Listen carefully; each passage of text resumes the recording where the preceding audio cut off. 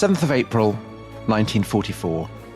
After days of delay, weeks of obsessive preparation, months of watching the failed attempts of others, and 2 years of seeing the depths to which human beings could sink, the moment had finally come.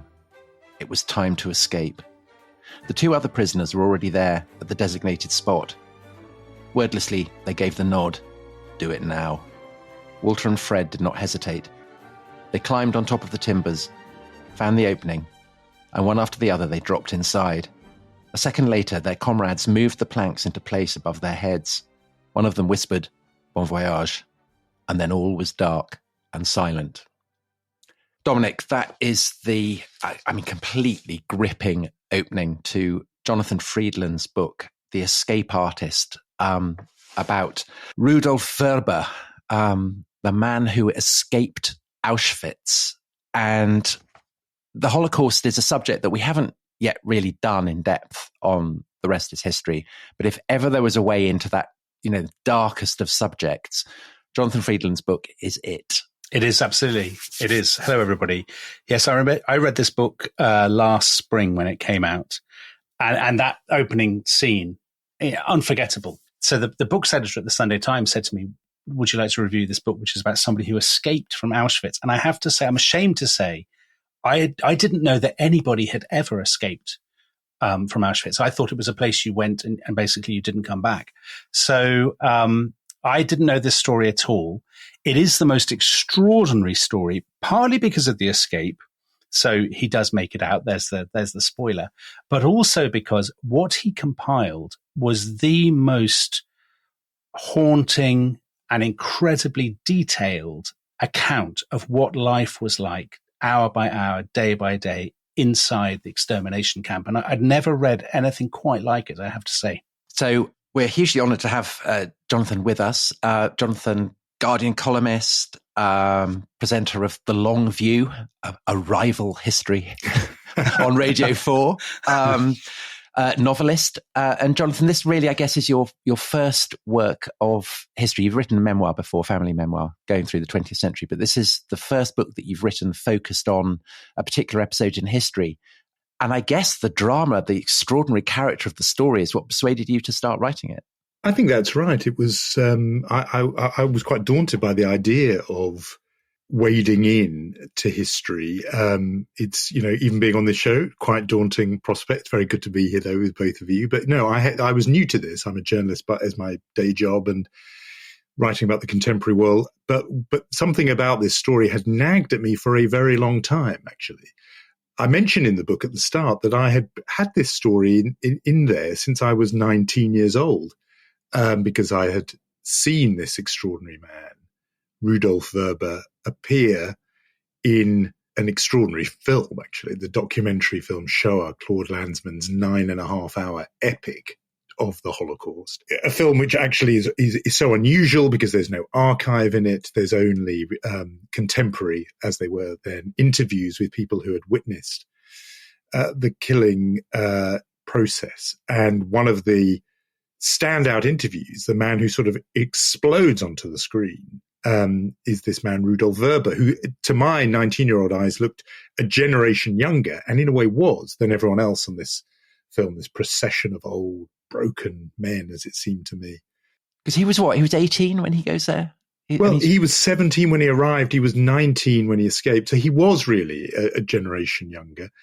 But it showed even years later when he's interviewed by Lanzmann, he has this full head of dark, lustrous, thick hair. He's speaking in English. He's in New York City.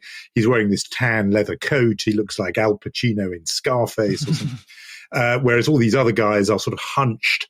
They're speaking in Polish or Russian or German. They looked like witnesses to something that had happened a long time ago. The point about Vrba was he suddenly was somebody from our world, a completely contemporary figure to me in the mid-80s watching this film. And almost as an aside, Lanzmann mentions that Vrba had escaped from Auschwitz. And my reaction was like yours, actually, Dominic, when the book's editor said, somebody escaped from Auschwitz. Sitting there in the cinema, age 19, I thought, what? Stop. Well, even age 19. Tell us a story. Yeah. And I knew even then that, okay, some people escaped from Auschwitz, but Jews didn't escape from Auschwitz. That just didn't happen. The degree of terror in which Jews were held in Auschwitz. How is that even possible? As it happens, Landsman is not particularly interested in that story and doesn't really talk about it much with Vrba. He instead gets him to talk about the fact that he had witnessed so much in Auschwitz because he was there so long. He was there the best part of 2 years. As you know, the life expectancy of a Jew in Auschwitz was measured in hours. And he had been in there for months and months and months. That's why Landsman wanted to speak to him. But it was this escape which intrigued me and always intrigued me. So, Jonathan, we'll come to what it is that Vrba sees in, or what should we call him? Walter? Rudy? Vrba? It's very difficult to know, isn't it? It is, because he was born Walter Rosenberg. He changed his name, but I think let's call him Rudy Rudolf. Okay, Vrba. let's call him Rudy then. So we will absolutely come to what Rudy sees in Auschwitz, incredible details of that. The horrific details, obviously. But first of all, can you tell us how it is that he ends up there? Because, again, it's kind of paradigmatic, isn't it, for millions and millions of Jews across occupied Europe? Yes. I mean, when you asked me at the start about why this story, there is something paradigmatic about the Rudy story, which is so many of the big themes of the Holocaust somehow come through this one person.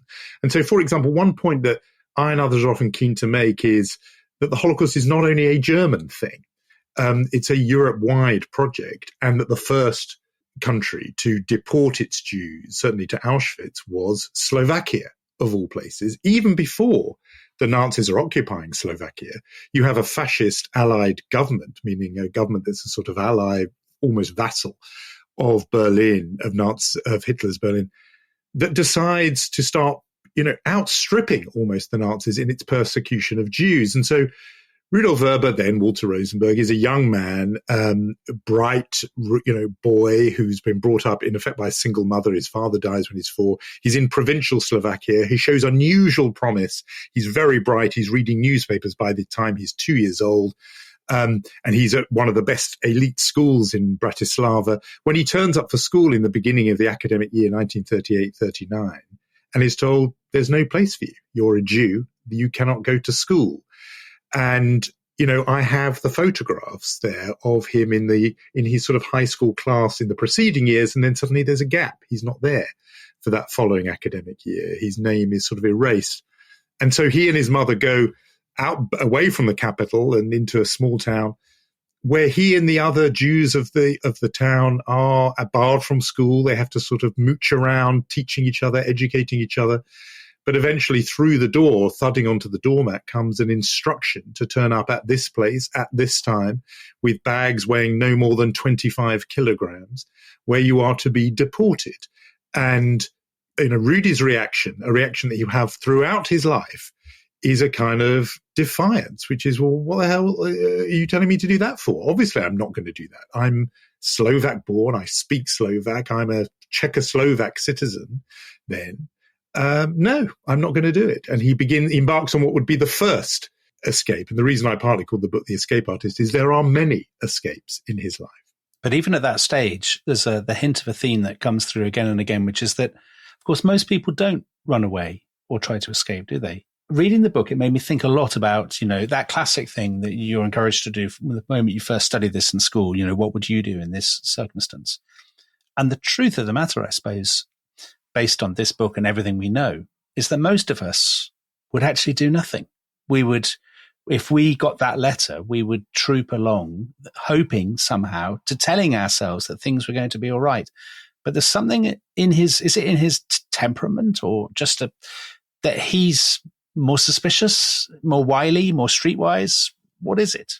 That definitely comes later, the thing about being more suspicious. That will be a very big theme, the question of trust and personal trust. He becomes extremely untrusting to the point of being, in the words of his first wife, who I interviewed for the book, found her in the last weeks of her life, age 93. She told me that he was paranoid. And she said, people think Auschwitz made him paranoid. It was surviving Auschwitz that made him paranoid. I think it was being paranoid that helped him survive Auschwitz. Yeah. But at this stage, he's quite a trusting young man, but he is defiant. And I think the point of youth is something I emphasize a lot in the book, because the evidence of his own life and the other people he encountered was that once you are a bit older and you particularly have dependents, a partner, children, elderly parents to look after, the idea of risking everything is unpalatable. You have too many people relying on you, and therefore you comply with instructions, because to not comply is such a spectacularly dangerous thing to do that people don't take that risk. But so you're quite right in defying that instruction that comes through the door in April of 1942. Was exceptional.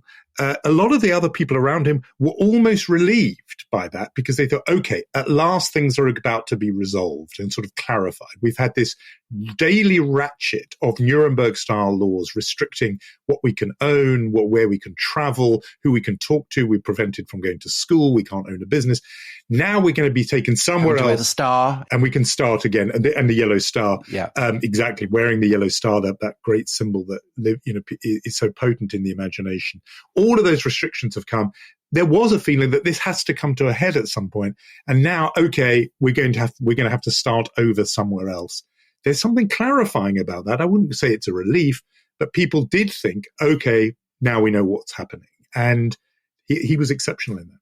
And Jonathan, the reason why they could think that being deported to a Nazi-run concentration camp might in some way be a resolution is because what the Nazis are actually planning is so incomprehensible, right? I mean, Rudy, no matter how smart and paranoid and alert he is, it takes him a long time properly to grasp exactly what it is that Auschwitz is about. Absolutely. They didn't think at that stage in 1942 that nobody was talking about Nazi-run concentration camps, right? No, there is no hindsight yet. They don't know about that. They're being told that they're going to be deported to new lives in the East. They think and are told. They don't think this because they are imagining this. They are told that they will be resettled in new communities where they will work, they will have schools, they will be able to live full Jewish lives as a Jewish community. They're advised to take the things they will need to begin new lives, not just pots and pans and blankets, but school books and exercise books for their children. Nobody's talking about camps. No one, and certainly the notion of a Nazi camp is alien to them. No one knows of such a thing because it hasn't happened yet. He doesn't know that. And jumping ahead, he does try this first escape. When the first deportation comes, he's taken to a detention camp, a transit camp at Nováky in Slovakia. He escapes again.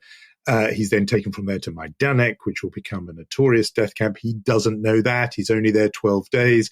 They look for volunteers to go somewhere else, the opportunity to work in the open farmland. He puts his hand up and says, yeah, I'll do that. That's got to be better than this dump that he's in Majdanek. And he finds himself on a train to Auschwitz. And even when he arrives in Auschwitz on the last day of June of 1942, again, he is relieved because he looks at these brick buildings, these paved paths, and thinks, compared to the flimsy, thin, wooden barracks of Majdanek where you could freeze to death, well, this looks like something better. I can work with this, So at each stage, because nobody knows what the word Auschwitz means, he and the other people arriving there hope for the best. And it takes him some time for the penny to drop. He is used, as all those who weren't immediately sent to the gas chambers, he is used as a slave worker in Auschwitz. And he's moved from place to place, backbreaking physical work, building the industrial factories, a plant that will be used by some of Germany's biggest conglomerates, IG Farben and Siemens and so on. He's involved in building those for a while. But he eventually finds himself at this place, which is nicknamed Canada with a K by his fellow prisoners, because Canada I discover in the European imagination of that period, particularly in Central Europe and Eastern Europe, was thought to be a place where the streets were paved with gold, a land flowing with milk and honey. And so Canada was known in the Auschwitz universe as the kind of El Dorado of Auschwitz, a place where there was just plenty. There was food and drink, but there was also fine cognac, there were silks, there were diamonds, because this was the place where all that the Jews of Europe had brought with them to potentially bribe their way to survival was brought. This is where their clothes were piled up, where if they had smuggled a tiny diamond in the hem of their garment. That's where it was piled. And it was working in Canada that slowly the penny dropped for Rudy, that he began to realize, hang on, there is more stuff here than there are people. I can see piles of men's clothes and women's clothes and children's clothes, but there are no children. So what is exactly going on here? And he would be later on embarrassed by the fact that he had not realized this earlier, that it had taken him a while to clock that there are Jews being brought here who never become prisoners because they are killed within hours of their arrival. It takes him, weeks to come to that conclusion, even as somebody inside Auschwitz. That's how intense and energetic the deception, the denial, in a way, of the Holocaust was, even inside Auschwitz. You could be in there and not know. I was just going to ask a question about that. So you have an amazing scene, which he sees. Prisoners are getting off a transport from Theresienstadt, and one of his fellow prisoners mutters to this well-dressed Czech Jewish mother, "You'll be dead soon," because that's right, isn't it? A lot of people are dead a huge amount of people are dead within hours of arrival, and the woman, who clearly must have been from a sort of bourgeois family, goes up to an SS officer and says, "Well, what's all this? What's going on?" And the SS officer says, "Oh, my dear lady, we're civilized people. Which gangster said this to you?" And then she's led away. And then the bloke who said it is taken away and shot. So that again was something that I'm embarrassed to admit I hadn't really grasped. So that the people who arrive and are continuing to arrive every day on these transports, they're getting off the train and they have no concept. I mean, there's not even rumors on the trains that this is what awaits them.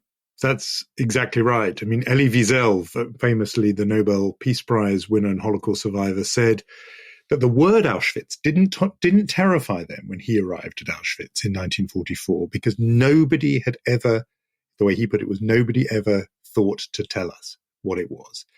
There was either complete ignorance, which again, I put the blame for that very squarely on the oppressors rather than on the victims. The Nazis were devoted to this deception. I mean, they were meticulous about it at every possible stage. One thing that I think is known almost at the level of popular culture is the notion that Jews were told they were going in to have a shower, that they were there to be disinfected, but actually instead the shower heads were fake and that gas emerged instead. That is known. I remember knowing that and thinking it was some kind of sick joke, that it was a sort of macabre twist. It was central to what was going on, that at every stage from beginning, when they were deported, they would be shown fake postcards or postcards that had been written under duress by their relatives and friends saying, "It's all fine here, it's wonderful, we're beginning a new life. Mother is particularly happy here," someone might write. To the recipient, who would then think, "That's odd, our mother died 10 years ago. Why is she writing that?" Yeah. They would say, it's wonderful. We eat here as if every day is Yom Kippur. Yom Kippur, of course, a fast day. So what message is the person trying to send? But that was the most that could be done, because the Nazi effort was to force the Jews to reassure their friends and relatives back home. They were told as they arrived at the deportation camp to get into orderly queues, and particularly to say what trade they worked in, so they might be allocated work after they'd been showered and disinfected. Right up to the threshold of the gas chamber itself, the deception continued. And Rudy, because his next job after working in Canada, in the warehouse of Canada, was working on the railway platform, the Alte Judenramp, the old Jew ramp, as the Nazis called it, watching these trains arrive, sometimes 5 a day, often in the dead of night, disgorged of these Jewish prisoners, captives, who were clueless as they got off the train. He would see it with his own eyes, that not one of them, in the whole 2 years he was there, he would say that not one person ever knew what Auschwitz meant or what fate awaited them there. And Jonathan, what your book, chillingly brings to life is another cliche that is often said about the Holocaust, which is that the process of genocide was industrial.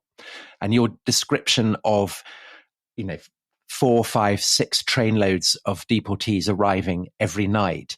The reason why, and you make this, horribly clear, why they have to be told this. It's not just to increase the kind of the sadism of what's going on, but to ensure that they will be processed easily, because it's clear that if there was a riot broke out, it wouldn't just be a problem for the guards that they then have to shoot people, but it would also snarl up the process of genocide. This, I think, was Rudolf Vrba's great insight. It struck him. He was a teenager. He's 18 by the time he works on the ramp, but this is exactly what he realizes, that he is witnessing an industrial process, and that the key element of this machine, the key sort of cog in the machine, is deception.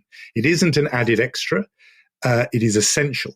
Why? Because for the Nazi process to work, the throughput of people to work, it must move in a smooth, orderly fashion. That those Jews must get off those trains. They must allow themselves to be organized into columns. They must go through the process of selection to the left. If you are old or too young or in any way weak, or you are a mother with children, you go to the left, where you will be taken to the gas chambers. Nobody knows that's what's going to happen. You'll become a prisoner, tattooed with a number, and forced to work as a slave. For that process to work, it has to proceed smoothly, and for it to proceed smoothly, the Jews themselves cannot possibly know what fate awaits them. If they do, Rudolf Vrba realizes, he's not naive enough to think, there'll be an uprising and an armed revolt. These people have no weapons. They're children, they're kids, of course not. But there might be panic. There could be a stampede. And that would be impossibly hard for the Nazis, given the method they have devised. It would, as you say, snarl it up. And so in this quite chilling image Rudy would use when later talking about this, he would say, it is much easier to kill sheep than to hunt pigs or deer. And what he meant by that, as a boy who'd grown up in the Slovak countryside, was that a column of sheep marching into the abattoir can be handled, you can manage big numbers. But if you are a hunter picking off individual deer on the hillside, that takes time and you will miss a lot. And so what he envisaged was that if Jews arrived knowing they were being led to their deaths, they would then panic. Some would run off in this way, some would run off in that way. Yes, most of them would be gunned down, but it would be chaos. And in that chaos, some might survive.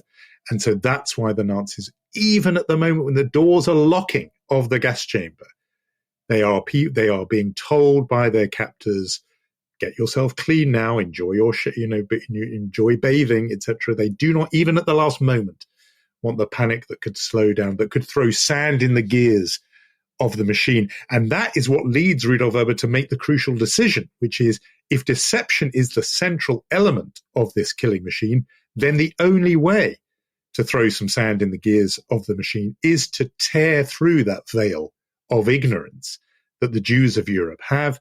That means somebody has to get out and tell them what Auschwitz means, because they clearly don't know. And he decides, with that wonderful arrogance of youth, that person might as well be me.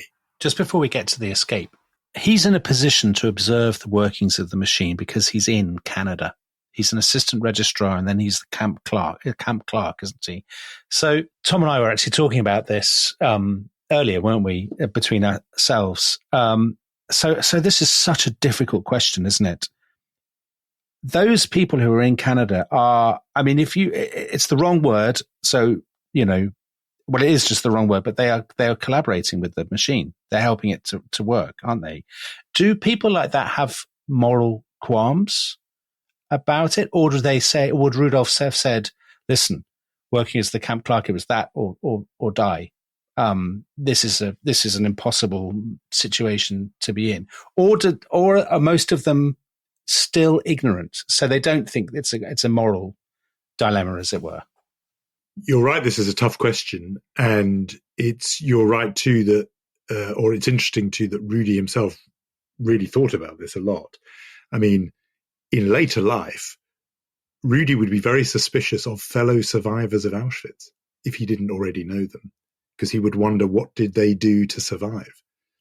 Jumping ahead, Fred Wetzler, who is his partner in Escape, married a survivor of Auschwitz, and relations between Fred and Rudy became very strained, in part because Rudy was very suspicious of Fred's wife because she was an Auschwitz survivor. A very difficult thought to grapple with, but he thought, what did you do to survive? Now, by that logic, you would think he would have to judge himself. He didn't have moral qualms about that because survival was essential, and the nature of the work he had to do did not involve him in having to collude in the process of killing Jews. I mean, there were. He's not a capo. No, I mean, so capos were guards who were used as sort of enforcers and henchmen by the SS, and many of them, some were Jews, many of them were not. Many of them were prisoners who had been moved from German jails, often common criminals marked by a green triangle rather than the yellow star. In Auschwitz, you remember the whole color-coded system of triangles, pink triangles famously for gay prisoners, yellow star obviously for Jews, reds for political prisoners. Green triangle would put the fear of God into a prisoner like Rudy, because that was a common criminal, often murderers, who were the most brutal henchmen. They were the SS would police the camp with weapons.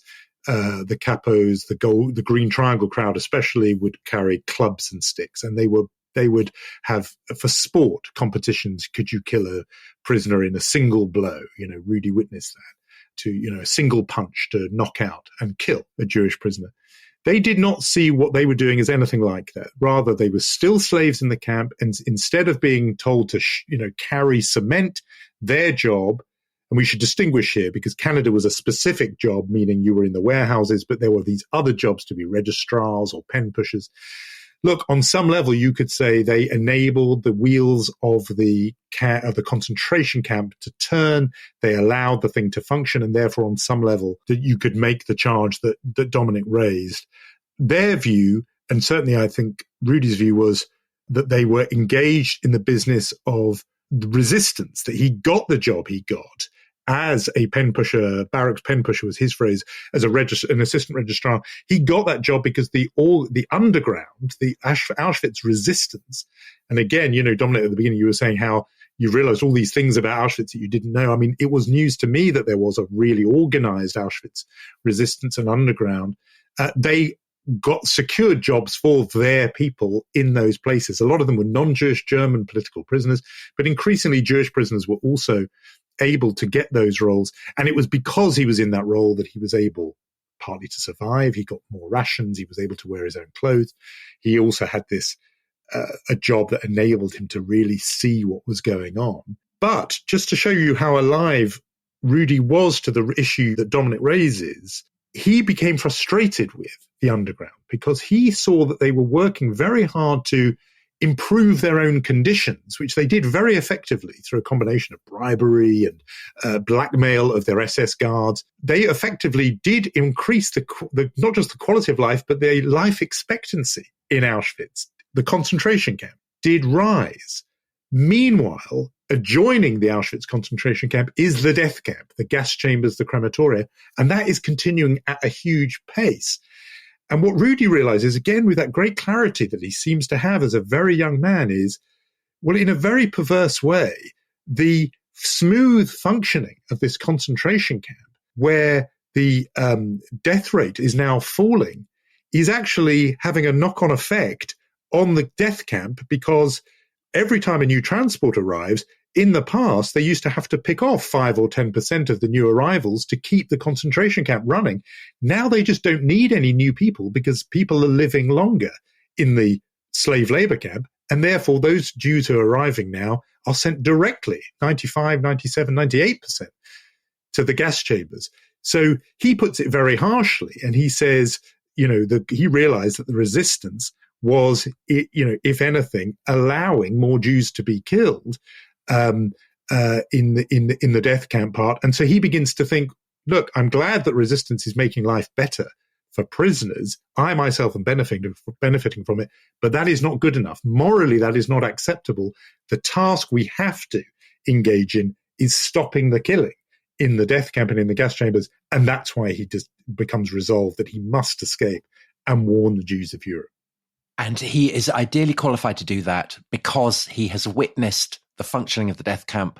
He has seen how it's ignorance on the part of the deportees of their fate that enables them to be processed. And he is intellectually brilliant. And before, back when he's in Slovakia, in the village, he's being deprived of his education. You have this incredibly moving detail about how they find an old chemistry book, him and a friend, and they kind of study it as though it's the most precious thing in the world. And so he is used to memorizing things. And that makes him a kind of, a living compendium of information about Auschwitz. And so that he feels, he has the personal stake in escaping, but also that he will be doing a great service, that he will be saving his, thousands, hundreds of thousands, perhaps millions in his dreams of people. So I think we should take a break at this point. And when we come back, perhaps we could talk about his escape, whether it worked, how many people he managed to save, and the kind of the long-term consequences of Auschwitz on his life. This episode is brought to you by Rocket Money. Tom, we often talk about how to organise our finances. I'm very conscious that I'm paying for a lot of mad subscriptions. And there's one thing that we've talked about often on this show. It's the thing that we probably hate more than any other, and it's a hidden fee. I would love to get my finances under control. There are all these things piling up on our bank statements, and I think I need to fix this problem. I need to sort this out and to stop this. I mean, my finances are so chaotic that I need this app. So I'll tell you what it is. It's called Rocket Money. It's a personal finance app that helps find and cancel your unwanted subscriptions. It monitors your spending, and it helps to lower your bills so that you can grow your savings. With Rocket Money, you can track all of your subscriptions, and you can easily cancel within the app with just a few taps, saving you time, avoiding charges. And you can also set budgets and goals and get personalized insights and regular reports to track how you're doing. They will even send you real-time alerts for large transactions, upcoming bills, refunds, and even low balances. So let Rocket Money help you reach your financial goals faster. Join at rocketmoney.com/ishistory. That's rocketmoney.com/ishistory. rocketmoney.com/ishistory.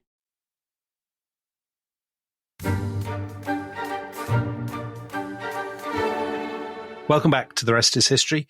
Jonathan, we began the first half. Tom read the first few sentences of your book, The Escape Artist. So that was April 1944. It's Rudolf Walter's great moment. So take us through the escape. What's the plan? And because the plan is, it's phenomenally clever, isn't it? It is. It's really ingenious. It rests on their identification of a gap in the Nazi defenses. And it's not a physical gap. It's not like they've discovered there's a hole in a fence somewhere. Rather, and this is where it's his great brain that is so important. He and his escape partner, Fred Wetzler, discover there is a flaw in the Nazi method, and it turns on, in a way, the Nazis' great strength, which is their loyal fidelity to routine, their very predictability. I'm going to hold back the exact way they do it because I am quite keen for people to read the book. Suffice it to say, like you, I'm guessing like you two and men of our generation, I have read a lot of World War II escape stories. We've seen the movies, etc. To me, this is the most thrilling of all of them. And that's partly because it is the hardest possible escape to mount because Jews were held more tightly than anyone else. It's, there were escapes of Soviet prisoners of war from Auschwitz and of Polish political prisoners, but Jews, there a grand total of 5 ever made it out. One was taken out by an SS man. I tell the story in the book, which is a sort of very exceptional story. It happened the day before Rudy's escape. But in terms of engineering your own escape, Rudolf Vrba and his friend Fred Wetzler are the very first to do it. And it turns on that idea that they have seen a flaw, that in the Nazi routine, there is a way of turning that method against them. And it requires great physical resilience. It will see the two of them, as you heard from those introductory paragraphs, essentially hiding in a hole in the ground for 3 days and 3 nights in a space not much bigger than a double grave, the two men side by side. They will have to do that in order to outwit the kind of security protocols that the Nazis have imposed specifically on Jewish prisoners. It is so ingenious, and incredibly, it does mean that on April the 10th, 1944, they emerge in the dead of night, in the darkness, and reach the outer perimeter of Auschwitz and are able to wriggle out of that fence. And suddenly they're out. And so, Jonathan, he's armed himself with two things, I think. And the first is a scrap of the page of a children's atlas that he had found back in Canada, which shows him how to get from Auschwitz to the Slovak border. Basically, you follow the line of a river. And the second thing is that he'd met a Russian prisoner of war who gave him a lot of very, very firm advice about what you do when you escape. Don't trust anyone, all kinds of things. So can you just describe what it is that he gets from that Russian prisoner of war? Because should anyone need to escape, it might provide some kind of useful tips. It's quite right. As soon as Rudy had made the decision, I've got to escape, he does become this kind of student of escape. And as you said, he was very used to being self-taught. He'd already done that even before Auschwitz, because he, from age 14 onwards, couldn't go to school anymore. So he was used to that. He was armed also with a friend, and that's very important. In Fred Wetzler, he had found a companion who he trusted. The two of them trusted each other. And that's because I'm convinced of this, that they were from the same hometown. They had known each other before Auschwitz. Very difficult to trust somebody who you'd only known in this upside down, morally inverted realm of Auschwitz-Birkenau, where good is bad and black is white and day is night. You couldn't be sure of someone who'd only known there. But he knew Alfréd Wetzler from Trnava in Slovakia, 6 years older than him. So he was armed with that. He was armed, as you say, with this memory. He'd had to commit it to memory, this image of the map that he'd seen very briefly in a children's atlas in Canada. That told him at least where he was in the world. Oswiecim, the nearest town to Auschwitz. He'd seen that on the map and worked out, okay, I need to go 90 to 100 kilometers, about 90 kilometers to reach the border with Slovakia. And he was armed with these extraordinary, as you put it, this compendium of facts. He'd memorized every transport, every date, every point of origin, a freakish feat of memory that he'd done. But otherwise, he did feel as if he came out of there with nothing, because he had no map, as he put it, no map, no compass, no friends. There was no network, no resistance network outside Auschwitz ready to greet Jewish escapees. There were, if you were in the Polish resistance or if you were a Soviet prisoner of war, there were people outside who might help you. But he was in Nazi-occupied Poland. He and Fred were there, where at any turn there could be Wehrmacht, German soldiers. They do encounter them at one point. There could be Volksdeutsche, ethnic Germans settled there, and there could be Poles who were collaborating with the Nazis. So danger everywhere. But he did have in his head the sort of course in escapology that had been taught to him by this man, Dmitry Volkov, a Ukrainian actually, formerly a captain in the Red Army, a prisoner in Auschwitz, who it took a long time to win his trust, but told him things like, do not move during the day. You can only go at night. You sleep during the day, you move at night. Don't have money. Don't even accept money, because you have money, you'll be tempted to spend it. And by spending it, that means it will take you into a village and you'll be spotted. You've got to stay away from other people, foraging for food. You've, avoiding meat because the smell of it could attract animals, all kinds of tips, even. And this is the thing I think captures people's imagination most. It certainly captured mine when I came across this detail when I was 19. But when you're in hiding, he said, you need to sprinkle around your hiding place tobacco, not just any tobacco, but machorka, a form of very cheap Russian tobacco that has been soaked in gasoline and then dried. He says, don't tell me why, but the smell of that repels the SS sniffer dogs and the sort of bloodhounds that will be chasing you. I mean, this level of detail was taught to him by this Red Army captain. And so they had a lot of know-how. They had ridiculous physical bravery. He was just 19. Fred was 25. And somehow it's about 10 or 11 days afterwards, doing as they were told, traveling in the night, they crossed forests and rivers and mountains and marshlands, going through hostile territory, Nazi-occupied Poland. I mean, it wasn't the same as Auschwitz, but it wasn't easy for a Jew on the run. Their feet swell, they get injured, they at one point they come under fire, they have to cross, through ice and snow at one point, but somehow they make it to reach the border with Slovakia, their home country. Again, it's not as if that's now their troubles are over, because Slovakia is fascistic ruled. It's, this was the country that had kicked them out, but they have pulled off what at that point nobody else had ever done before. They were the first Jews ever to have engineered their own escape from Auschwitz-Birkenau and to have made their way successfully to freedom. And their plan, so they have a plan, don't they? A larger scheme, which is they're going to tell the world and save Jews that way. So here's the slightly complicated thing. There is a state-approved Jewish center in Slovakia. That's right, isn't it? Called the UZ? Is that I know I should be pronouncing that differently. That's right. No, that's right. There's the Jewish Center, or in effect Jewish Council, is being used by the Nazis. They did this everywhere. The Nazis would, every time they were in charge, and the fascist authorities in Slovakia did the same, they would make sure their instructions were passed to the Jewish communities by the Jewish community leadership. And they would say to the Jewish community elders, it's your choice. Either we do it and you can see that we will do it brutally, or you do it and maybe you get to soften the blow in some way. So, you draw up the lists of everybody you have between the ages of 16 and 30. And if you don't, we'll just pull people out of their houses, and they would demonstrate that that's how they would do it. And so this was a terrible moral dilemma. I mean, the most awful predicament.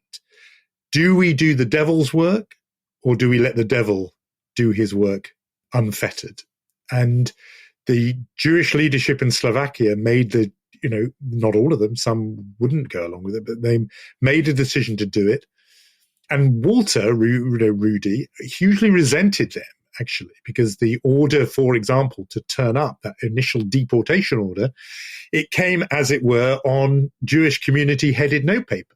And he on their letterhead, and he remembered that and thought, well, how can I possibly trust these people with the information I have, and yet didn't really know who else to bring it to. What he didn't know was that within the official Jewish leadership, a large group of that same body of people were also engaged in resistance activities, and they called themselves the Working Group.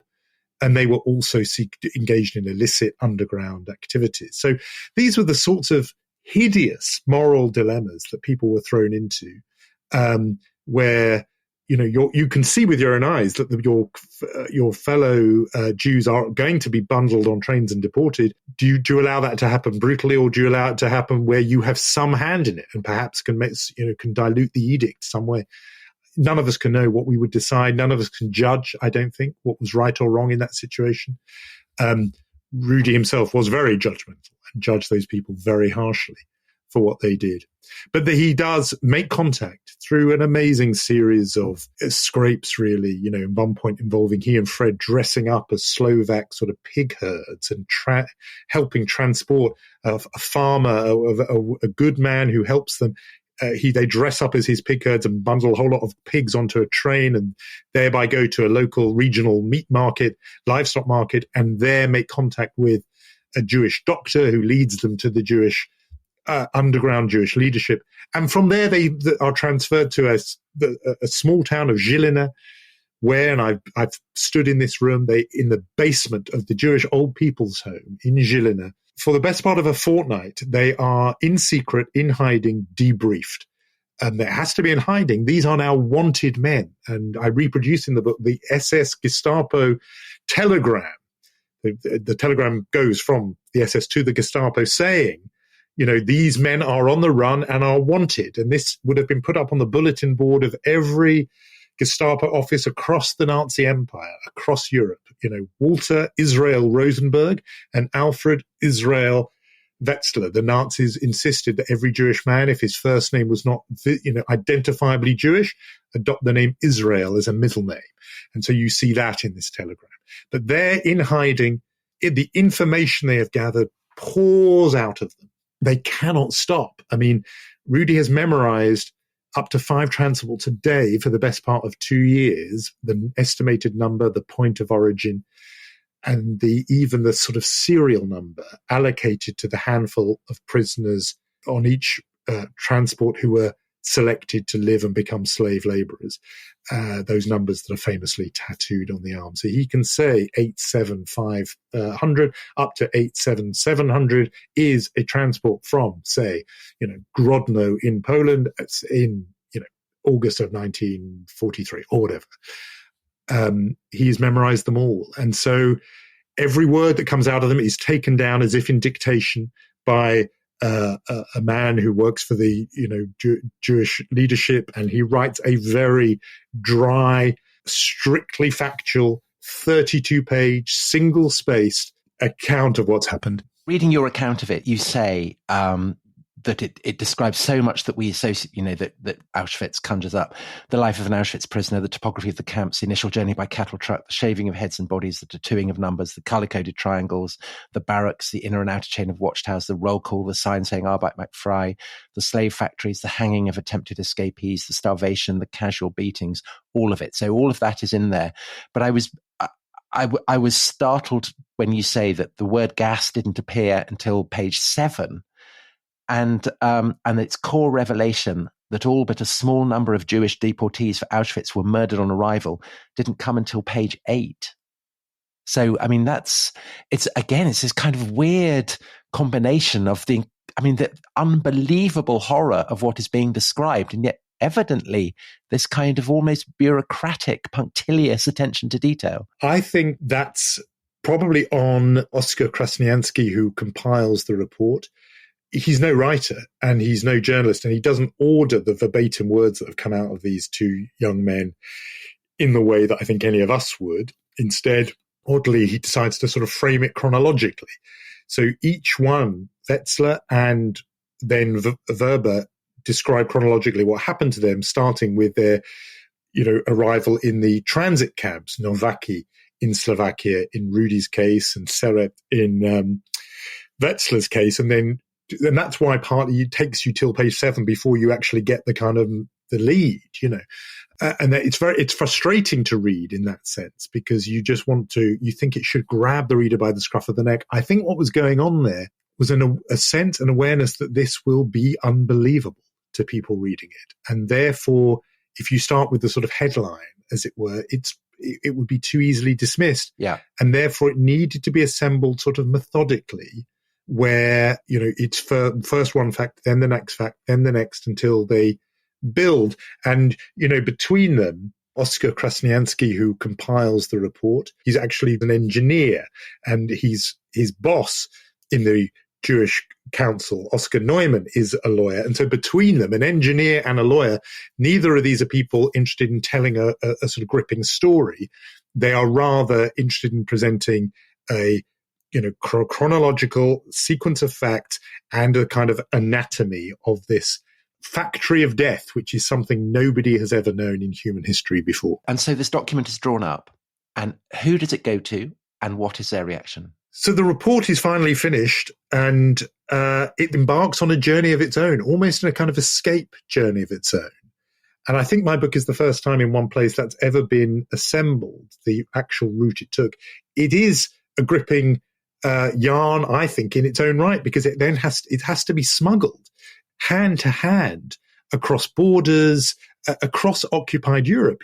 Anybody who's found holding this thing would immediately themselves be, imprisoned or worse by the Nazis. And so it's a very dangerous document, and how it gets smuggled across Europe is to me riveting, where, I have the account of a woman who, is literally in a kind of garret in an attic, is secretly translating it into Hungarian.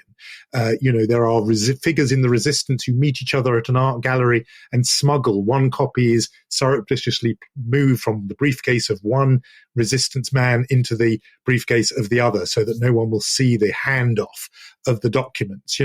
This is a red hot piece document that has to be handled with great care, improbably, incredibly, through a whole procession of sometimes ridiculous characters, it finds its way to the desk of Winston Churchill in London, of Franklin Roosevelt in Washington, and Pope Pius in Rome. We have the margin scrawl of Winston Churchill in the summary of the document that it reaches him, where he writes, "What can be done, what can be said," as if rendered almost speechless by what he has seen. That's one way of reading that. Brilliant. Well, I think we should take a break there, with the report having reached the desks, I should say, of Winston Churchill and Franklin D. Roosevelt. And maybe, Jonathan, you'll join us again next time to talk about what happens to the report, how the Allies respond, what happens to Rudolf, and then we can chat a little bit, I think, about how we talk about Auschwitz and the Holocaust and a single person's experience.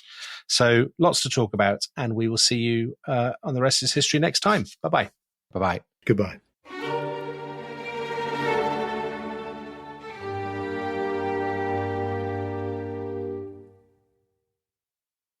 Thanks for listening to The Rest is History. For bonus episodes, early access, ad-free listening, and access to our chat community, please sign up at restishistorypod.com. That's restishistorypod.com.